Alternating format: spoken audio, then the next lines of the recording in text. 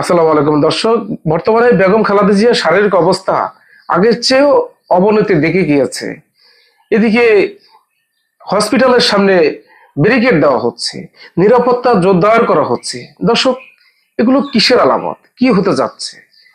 এদিকে জনমনে একটাই প্রশ্ন, নিরাপত্তা কেন জোরদার করা হচ্ছে, ব্যারিকেড কেন দেওয়া হচ্ছে? তবে কি আমাদের মাঝে আর বেগম জিয়া নেই, নাকি তারেক রহমান অতি দ্রুতই আসছেন বিধায় নিরাপত্তা জোরদার করা হয়েছে, রাস্তায় ব্যারিকেড দেওয়া হচ্ছে? এদিকে বিএনপির স্থায়ী কমিটির সদস্য সালাউদ্দিন আহমেদ তিনি বলেছেন যে খালেদা জিয়ার অবস্থা, শারীরিক অবস্থা আগের চেয়ে অবনতির দিকে গিয়েছে এবং অতি দ্রুতই তারেক রহমান তিনি বাংলাদেশে ফিরছেন। তার মানে কি, কি হতে কি হচ্ছে?